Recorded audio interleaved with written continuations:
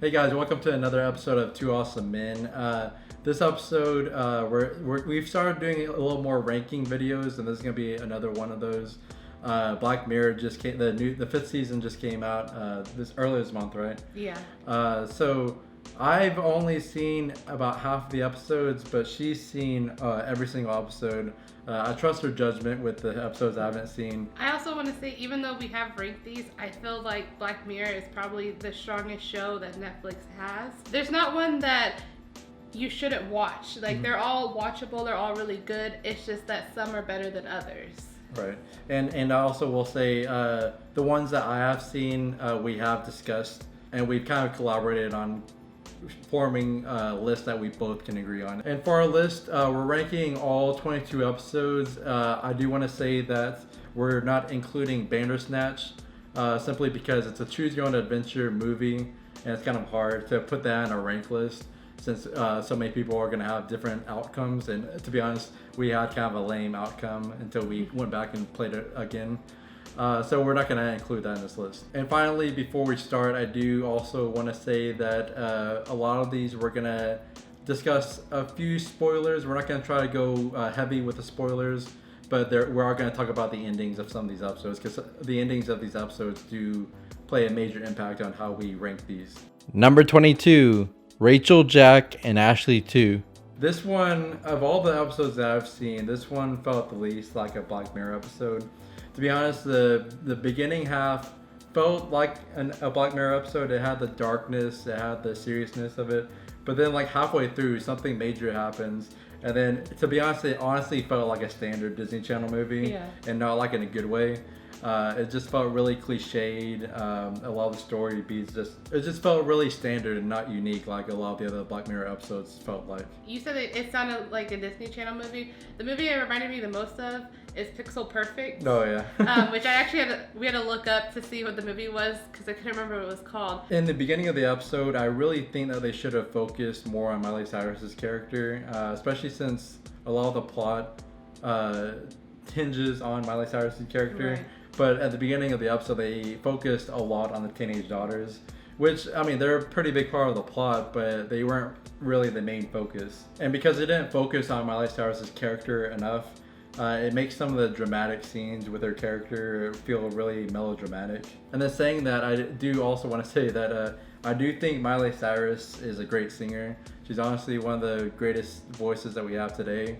But I don't really think she's that great of an actress. Yeah, she was good for Hannah Montana, but that's because Disney Channel shows were kind of, corny, kind of cheesy, and her acting kind of fit into that.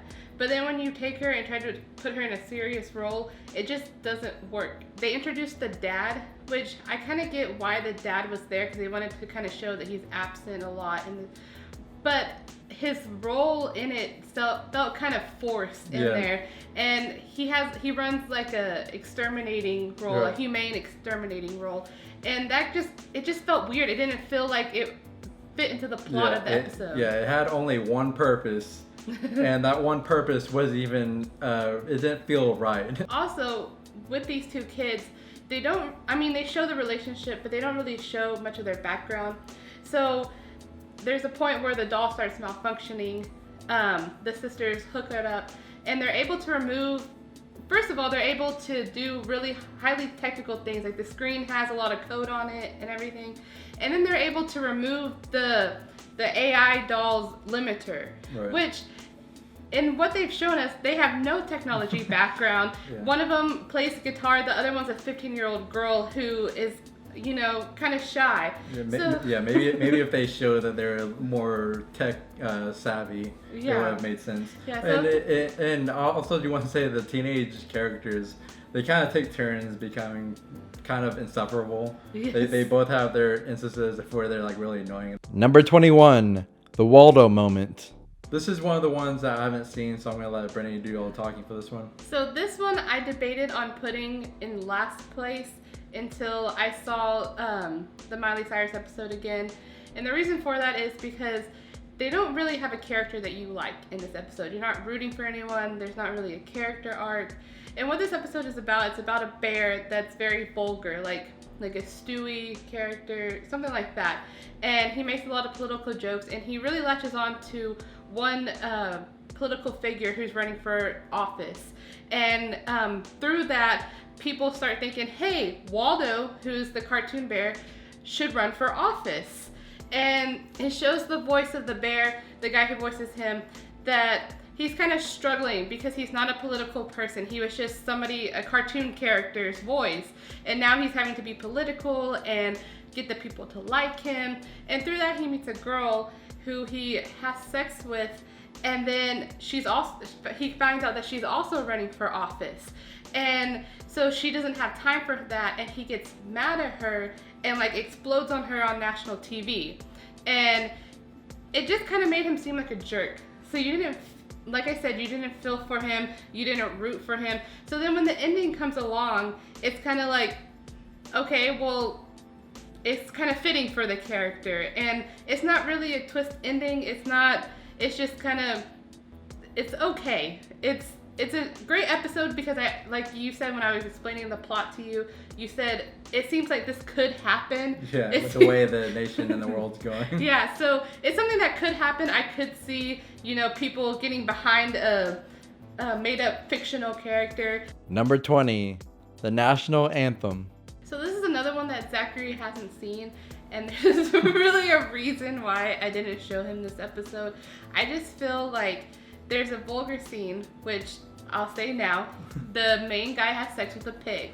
Yeah, I've actually heard about that before you even told me. Yeah, and I feel like it wasn't necessary. And I've heard a lot of people say they stopped watching Black Mirror because of that first episode, because... Yeah, the very first one. Yeah, and it almost made me stop watching it. Luckily, I had seen another episode before, so I kind of knew the show's momentum. But had I have watched this, I probably would have stopped, because I feel like even though there is a reason why he does have sex with the pig on national TV, I just feel like it was too vulgar and too gross. I felt disgusting watching it. I wanted to turn it off, but I had to see where it went. It's really random too. Yeah, and I feel like maybe they could have, because I mean they don't show it, but they have the sounds of him. Yeah. And they have the people watching, and I feel like it would have been better had they kind of like led you to believe it in your mind, not actually show you him walking up to the pig, him making the sex noises. Numbers 19, 18, and 17. The Entire History of You, Hang the DJ, and Smithereens. So 19, 18, and 17 are again another ones that Zach hasn't seen. I've seen, and I feel like I don't have much to say on them. I feel like in all three of them, they kind of have the same kind of reason why I put them towards the bottom. It's because the technology in them is really interesting, but I feel like the stories aren't strong enough. So all three of these episodes kind of fall flat. The twist endings aren't really that strong.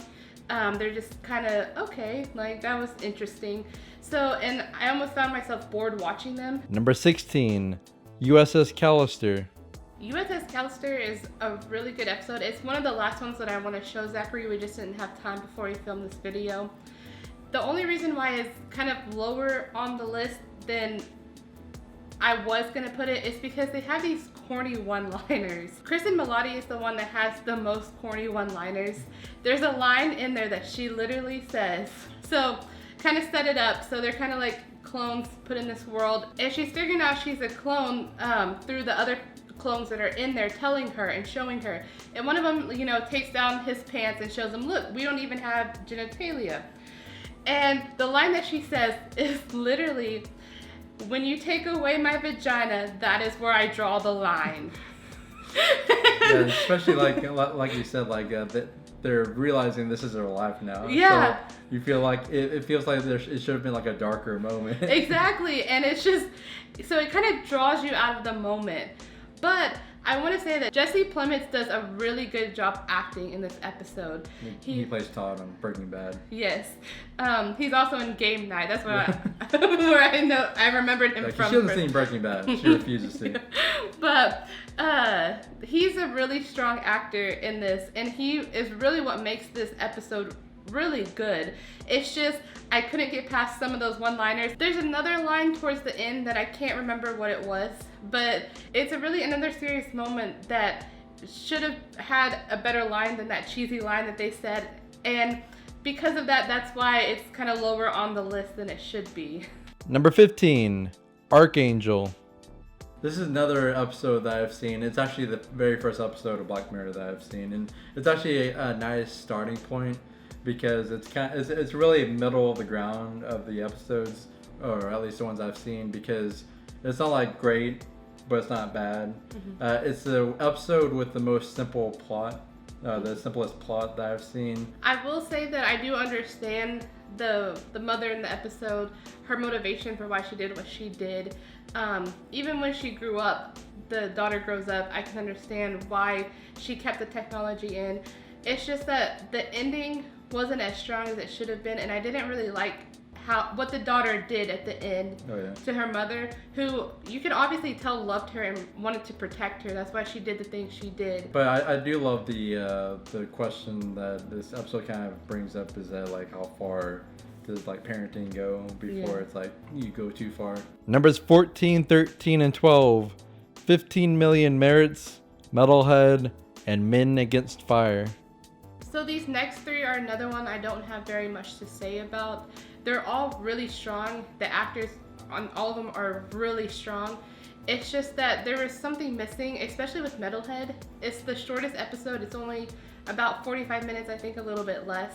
And I really feel like you would have benefited from it being longer. With 15 Million Merits and then also Men Against Fire, I feel like they were just missing something towards the end that would have just like brought it really home. But again, they have really great actors in them, and so that's why these three are close to the top. Number 11, Striking Vipers. This is another one that I've seen, and I heard a lot about it going into it, even before Brittany told me about it, that this was kind of a strange episode. It's in the newest season, the season 5 that just came out. And I will say, the plot in its most basic form is pretty strange, but I do think that this episode as a whole was pretty well made and pretty well written. This episode for me was really hard to place because every actor in this episode is really good. Obviously Anthony Mackie's really good in it, and then the two other actors in it. So it's really good. It's just that it's really strange when you think about it. When you read the plot and when you try to explain it, it's very strange. I didn't even tell him the plot of the movie because I wanted him to experience it like I did. And I also feel like it's another episode that really I could see somebody getting lost in this world and getting caught up in it and really exploring their feelings. And I get that. It's just that the ending was kind of weird. Which I'm gonna kind of go into spoilers for this episode. The ending, I feel like this episode as a whole could have been stronger if the two main guys would have gotten together, like actually gotten together in a relationship at the end, because it would make the rest of the episode a little bit less strange, because they're doing what they're doing because they have this connection with each other, like on a soul level. But since they didn't get together and the way the episode ends, it's just kind of strange. And I feel like the whole time they were building up this relationship, from the beginning, they jumped before 11 years, and it shows them, really connecting, like it shows Anthony Mackie really connecting with his girlfriend and that relationship. But then it seems like him and his friend Carl have a stronger relationship. And throughout that, it's showing that. And then at the end, they don't get together. Number 10, San Junipero. This Black Mirror episode is probably the most popular one, just because it's won 2 Emmys. It won for Best Outstanding Writing and Best Limited Movie, I believe. So this one has the most exposure. It has a really good storyline. I think where this one kind of falls short is it doesn't introduce the technology until extremely late, like towards the last 10 minutes of the episode. So the whole time, yes, it is a good love story. You're finding out these two girls are falling in love with each other, their reasons why they can't be with each other, and it's really great. It's just that because you don't know what the technology is to the end, it's not as strong as it could have been. It's a typical kind of love story And so the relationship feels very generic, but then once you find out the technology and how deep it actually is and how much is at stake for each of them, then it becomes like a really good episode. After watching this episode though, I do understand why it did win 2 Emmys. It's a really good look at these women back in their day, how being gay was really hard, and now it's accepting, and now the world can accept them and they can be together. And so I still think it's a really solid episode. It's just that minor where it was kind of boring at first because it was a typical love story, and then once you find out the technology, then it gets way better. Number 9, Be Right Back. So this is the last episode that on this list that Zach hasn't seen, and I feel like this one was the best one dealing with grief. Haley Atwell, who plays Peggy in the MCU, does an amazing job at showing how we grieve someone, how we wish we could be with that person that we've lost again. And this episode, she gets her husband back through an AI, and at first she's really happy because she's missed him, she loves him. But then it starts showing how, yes, it is him, but it's not really him because he's a robot. So it starts showing that, where do I let him go? Do I keep him? Because if I let him go, then that's it. It's final. He's really gone.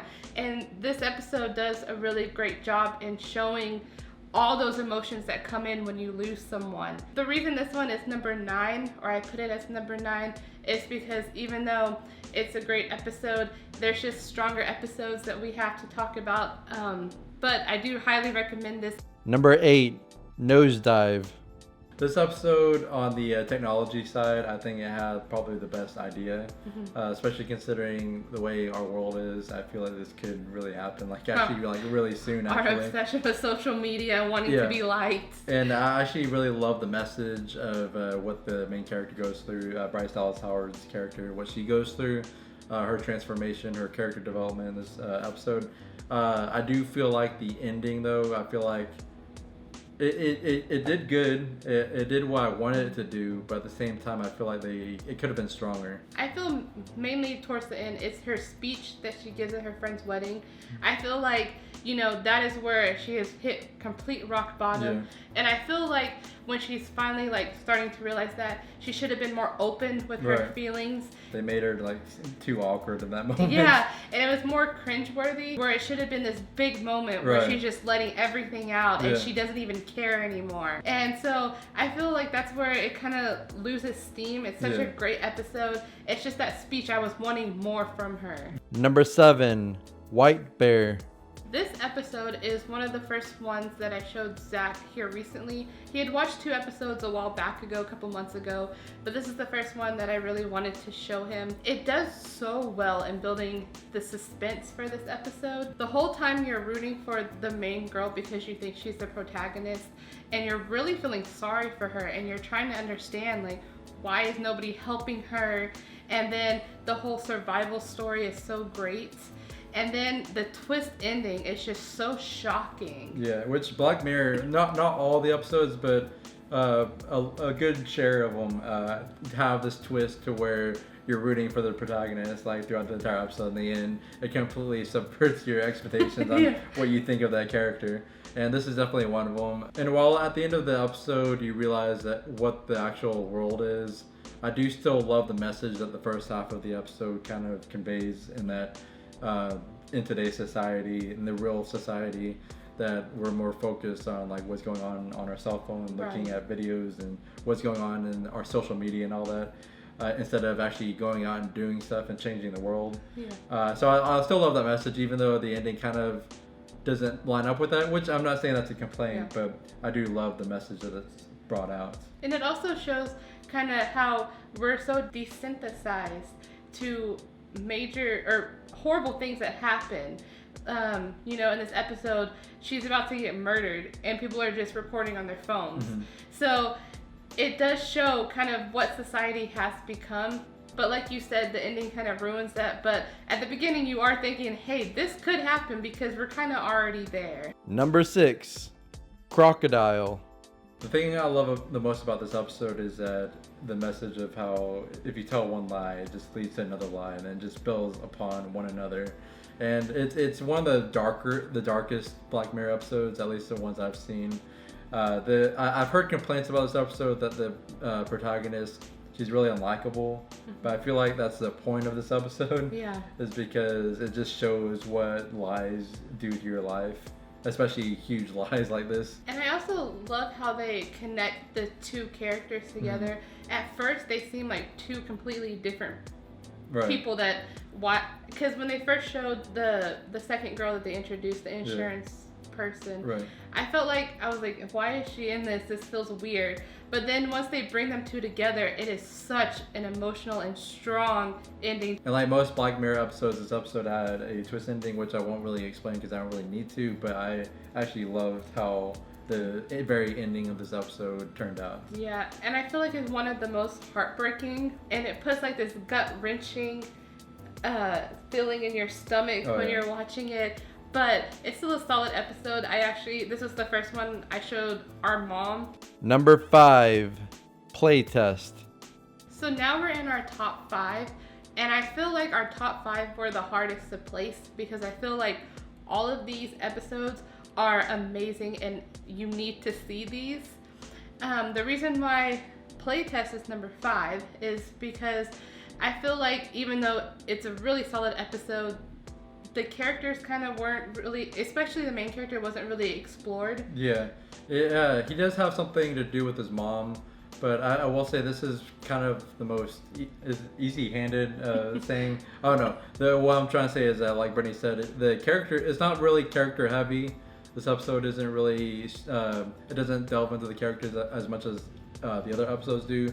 It doesn't really have that big of a message, really. Yeah. But it's still really interesting. There's certain details that they have in this episode that show you how genius the script was. And then just overall, the technology that was in this episode was really fun to watch. And I also love how they dealt with fear. Because, when we think of fears, we think of, oh, I'm scared of spiders, I'm scared of snakes, stuff like that. And at the beginning, because the whole thing is that he's playing a horror game that plays on your biggest fears. And so first he's scared of spiders, and it's kind of playing on that. And then he's scared of this creepy guy that's in the house. The bully from his high school. Yeah, like rational fears that we had. But then as he keeps playing in the games, it keeps playing on like his actual biggest fear. And so I loved how they kind of like, as it kept going on, it kept getting deeper and deeper and deeper into what his real fears are. Number 4, Black Museum. For a while watching this episode, I wasn't really sure what I felt about it because for a long time in this episode, it just feels like just separate stories that don't really have any connection at all. For a while, it just felt like it was just an episode just to show Easter eggs from past Black Mirror episodes. But then once you get towards the ending, you realize that there's a whole reason why they explain things the way they did, and there's a reason why everything's happening. It shows that the stories that they explained the rest of the episode were there to slowly but surely show you just how creepy of a guy this museum director is. Like the first story he tells to the main actress is like, it doesn't seem like that bad of a story, but then the second story he tells is just like, that seems kind of morally wrong. But then it gets to the ending and you fully understand this gradual progression it goes through. Also with this episode, I will say that if you have watched the previous episodes, that you want to pay attention in the background because they do have callback to other episodes. This is one episode that, even though it does, like the Black Mirror episodes do not connect at all, this is one of the ones you kind of watch towards the end, just because it's cooler to see when they point out something like, oh, that's from that episode, that one's from that episode. But at the same time, if you want to watch this one, you don't have to see all the other ones. It's just cooler if you do. Number 3, Shut Up and Dance.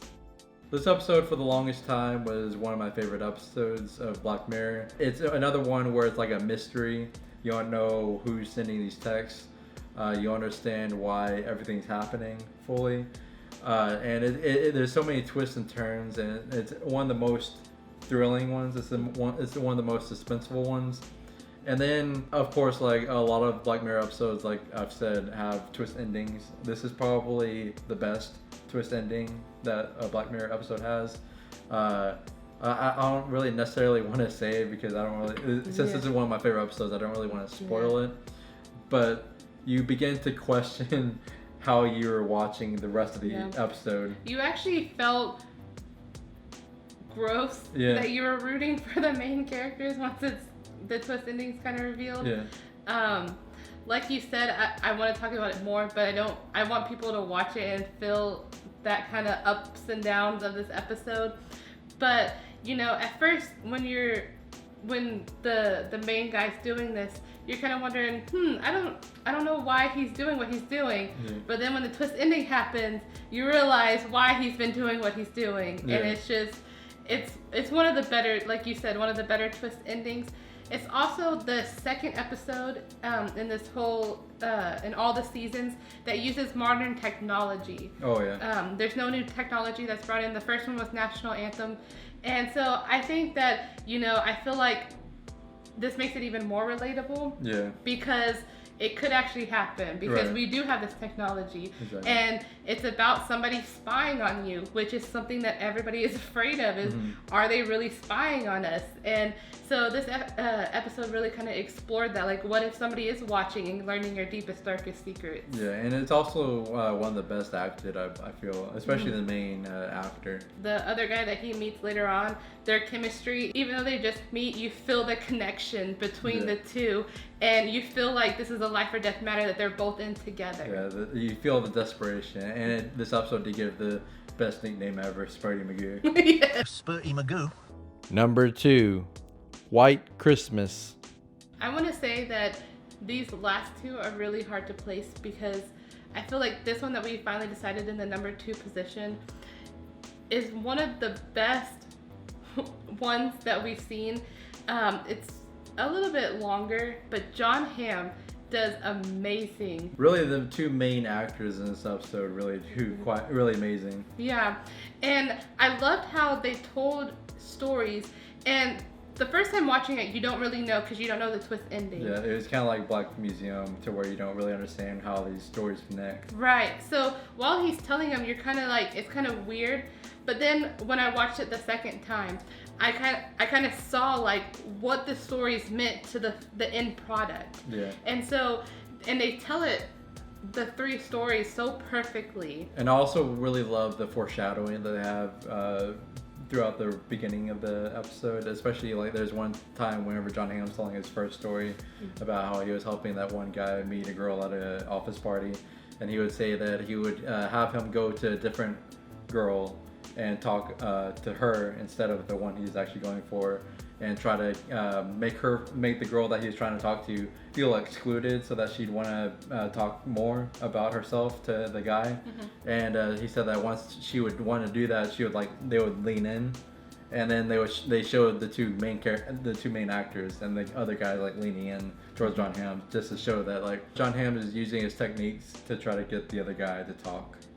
Because they do explain that they've been together for 5 years, and so and the other guy, not Jon Hamm, but the other guy, he kind of hasn't really opened up, so this is Jon Hamm's way of kind of opening him up and kind of telling his story. And the ending of this episode is honestly one of the most haunting endings of the entire Black Mirror show. I don't really want to go into it, but there's some things that just like, it just haunts you to think about, that in this world they're able to do certain things, and just to be in one of the characters' two of the characters' positions, just kind of is a really haunting feeling. Number 1, Hated in the Nation. This episode is the longest episode. It's about an hour and a half. But the reason why we have it number 1 is because I feel like it has the strongest message. It has the best message, and it has the strongest message of at least all the episodes that I've seen. I love the message of how much something that you say online to someone affects that person. I feel like in today's society, we bully people, and it's easier for us to bully people because we're behind a screen. And like you said, this episode really shows you the consequences of that bullying. And you know, I've seen where people get so connected with a TV character that when they do something horrible, they get on the actor's online Twitter or Instagram saying that they wish they would die and all this, and it gets so bad that the celebrity has to take down their Instagram or Twitter because it's gotten so bad. Yeah, like the Eugene from The Walking Dead, and then Rose from Star Wars: The Lost Jedi. Yeah, and I feel like people do that because they're like, oh, well, these are just words. Like, it's not going to mean anything. We're not actually wishing they were dead. Right. But in a sense, you're saying these things are really hurtful to someone. Yeah. And it really messes with their psyche. This is another episode that's kind of like a detective episode. I mean, it is detectives. Right. Well, it's the UK's kind of version. I don't know the different rankings of law enforcement in the UK, but it seems like the main two girls that are in it, like, they're like the standard police we have in the US, and then Benedict Wong's character that comes in is kind of like the FBI of the UK. So I love how they kind of bring Benedict Wong into this kind of murder mystery that they have at the beginning, right. And then how it plays out, how they're giving you clues. I love how they connected another social issue about the bee population dying, and they brought in the bullying aspect and then the bees dying, and they really connected them really well to give an even stronger message. So there's our list of ranking all the Black Mirror episodes. Again, like I said in the beginning of this video, it is a really good show that I feel like you should watch every episode. There's just some that if you're not that type of person that because these episodes are long. Like I said, the shortest one is like 40 minutes. I feel like our top 10, even our top 15 are probably the ones that you should watch. But if you are a person that can sit through longer episodes, you should watch the whole show because it does have that kind of Twilight Zone kind of feel, where if you are a Twilight Zone fan, you can respect this kind of show. Yeah, it's like Twilight Zone with just technology in all the episodes. Alright guys, if you enjoyed this episode, consider liking and subscribing, and also comment below what you would rank the Black Mirror episodes maybe, or if you just want to give it the top 10 or top 5, that would work too. And also, if you're interested, we do have a podcast called the Austin Padron Podcast, where we talk about movie news, movie trailers, and a bunch of different things related to movies. We also have social media, Twitter, Facebook, and Instagram, all at 2 Awesome Men. And as always, guys, thank you so much for watching, and we'll see us later.